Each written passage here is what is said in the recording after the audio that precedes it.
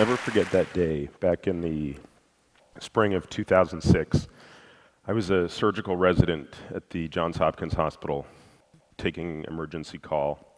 I got paged by the ER around 2 in the morning to come and see a woman with a diabetic ulcer on her foot.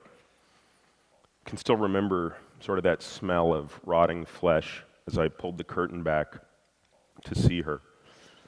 And everybody there agreed this woman was very sick and she needed to be in the hospital. That wasn't being asked. The question that was being asked of me was a different one, which was, did she also need an amputation? Now, looking back on that night, I'd love so desperately to believe that I treated that woman on that night with the same empathy and compassion I'd shown the 27-year-old newlywed who came to the ER 3 nights earlier with lower back pain that turned out to be advanced pancreatic cancer. In her case, I knew there was nothing I could do that was actually going to save her life. The cancer was too advanced.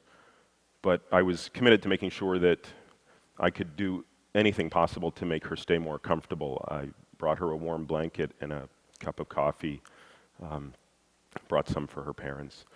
But more importantly, you see, I passed no judgment on her, because obviously she had done nothing to bring this on herself.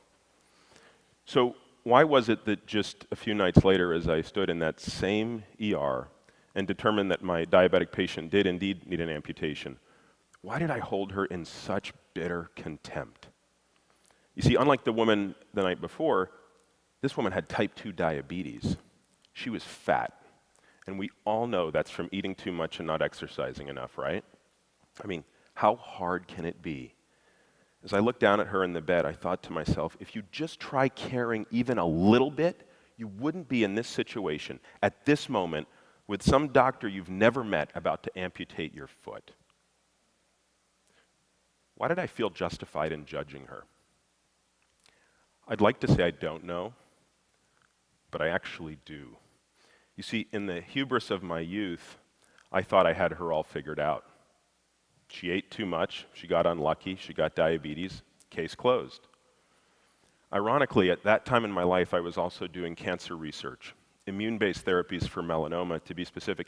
And in that world, I was actually taught to question everything, to challenge all assumptions and hold them to the highest possible scientific standards. Yet, when it came to a disease like diabetes, that kills Americans 8 times more frequently than melanoma, I never once questioned the conventional wisdom. I actually just assumed the pathologic sequence of events was settled science. 3 years later, I found out how wrong I was. But this time, I was the patient. Despite exercising 3 or 4 hours every single day and following the food pyramid to the letter, I'd gained a lot of weight and developed something called metabolic syndrome. Some of you may have heard of this.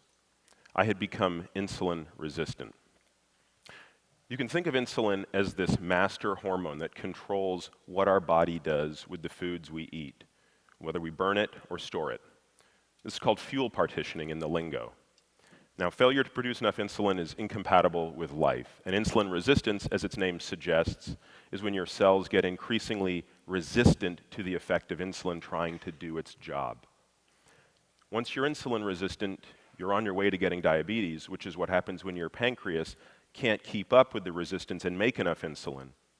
Now your blood sugar levels start to rise, and an entire cascade of pathologic events sort of spirals out of control that can lead to heart disease, cancer, even Alzheimer's disease, and amputations, just like that woman a few years earlier. With that scare, I got busy changing my diet radically, adding and subtracting things most of you would find almost assuredly shocking. I did this and lost 40 pounds, weirdly, while exercising less. As you can see, I guess I'm not overweight anymore. More importantly, I don't have insulin resistance. But most important, I was left with these 3 burning questions that wouldn't go away. How did this happen to me if I was supposedly doing everything right? If the conventional wisdom about nutrition had failed me, was it possible it was failing someone else? And underlying these questions, I became almost maniacally obsessed in trying to understand the real relationship between obesity and insulin resistance.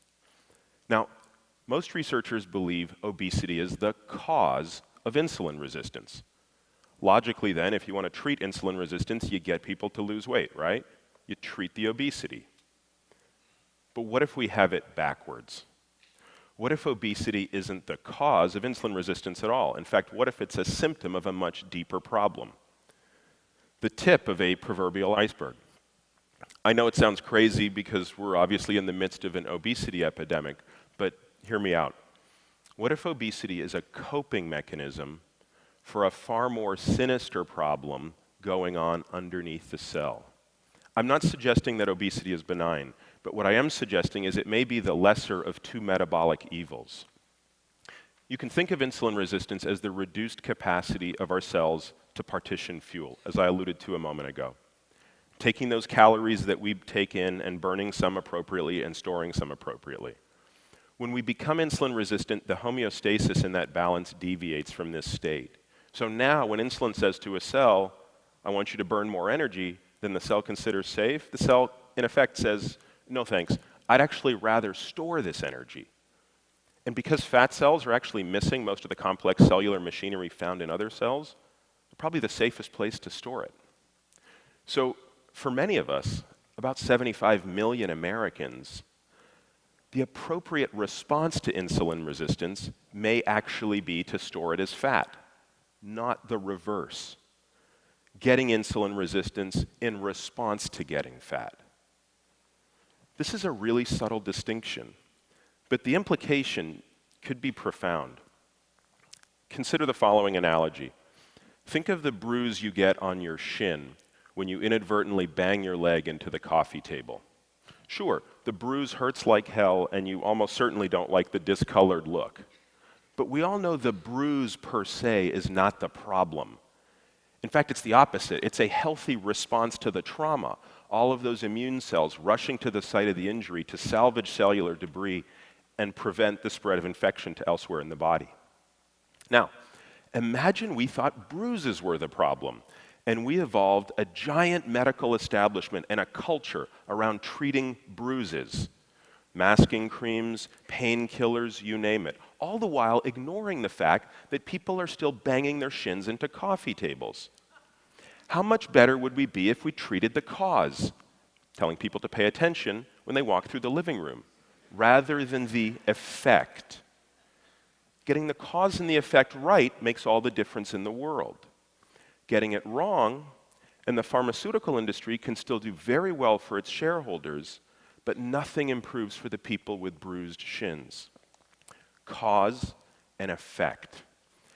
So what I'm suggesting is maybe we have the cause and effect wrong on obesity and insulin resistance. Maybe we should be asking ourselves, is it possible that insulin resistance causes weight gain and the diseases associated with obesity, at least in most people? What if being obese is just a metabolic response to something much more threatening? An underlying epidemic, the one we ought to be worried about. Let's look at some suggestive facts. We know that 30 million obese Americans in the United States don't have insulin resistance.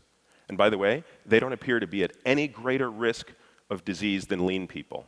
Conversely, we know that 6 million lean people in the United States are insulin resistant. And by the way, they appear to be at even greater risk for those metabolic diseases I mentioned a moment ago than their obese counterparts. Now, I don't know why, but it might be because in their case, their cells haven't actually figured out the right thing to do with that excess energy.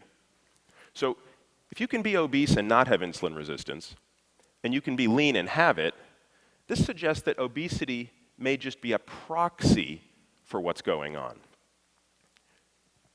So what if we're fighting the wrong war? Fighting obesity rather than insulin resistance?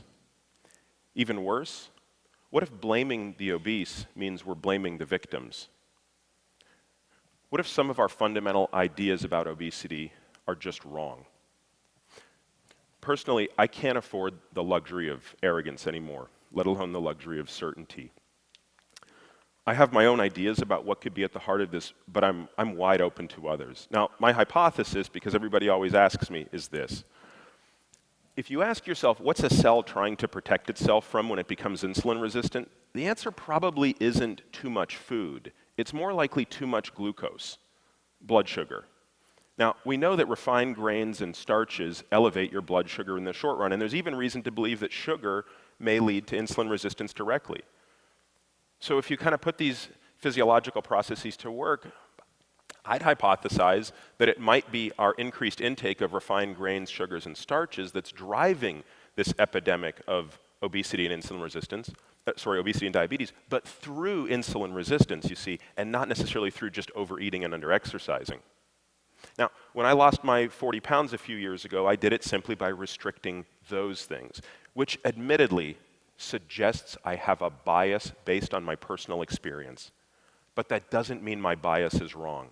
And most important, all of this can be tested scientifically. But step one is accepting the possibility that our current beliefs about obesity, diabetes, and insulin resistance could be wrong and therefore must be tested. I'm betting my career on this. Today, I devote all of my time to working on this problem, and I'll go wherever the science takes me. I've decided that what I can't and won't do anymore is pretend I have the answers when I don't. I've been humbled enough by all I don't know. For the past year, I've been fortunate enough to work on this problem with the most amazing team of diabetes and obesity researchers in the country. And the best part is, just like Abraham Lincoln surrounded himself with a team of rivals, we've done the same thing. We've recruited a team of scientific rivals, the best and brightest, who all have different hypotheses for what's at the heart of this epidemic. Some think it's too many calories consumed, others think it's too much dietary fat, others think it's too many refined grains and starches. But this team of multidisciplinary, highly skeptical, and exceedingly talented researchers do agree on two things. First, this problem is just simply too important to continue ignoring because we think we know the answer. And two, if we're willing to be wrong, if we're willing to challenge the conventional wisdom with the best experiments science can offer, we can solve this problem. I know it's tempting to want an answer right now. Some form of action or policy, some dietary prescription, eat this, not that. But if we want to get it right, we're going to have to do much more rigorous science before we can write that prescription. Briefly, to address this, our research program is focused around three meta-themes or questions. First, how do the various foods we consume impact our metabolism, hormones, and enzymes, and through what nuanced molecular mechanisms? Second, based on these insights, can people make the necessary changes in their diets that in a safe and practical way to implement? And finally, once we identify what safe and practical changes people can make to their diet, how can we move their behavior in that direction so that it becomes more the default rather than the exception?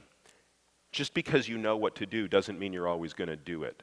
Sometimes we have to put cues around people to make it easier. And believe it or not, that can be studied scientifically. I don't know how this journey's going to end, but this much seems clear, to me at least. We can't keep blaming our overweight and diabetic patients like I did. Most of them actually want to do the right thing, but they have to know what that is. And it's got to work. I dream of a day when our patients can, shed their excess pounds and cure themselves of insulin resistance, because as medical professionals, we've shed our excess mental baggage and cured ourselves of new idea resistance sufficiently to go back to our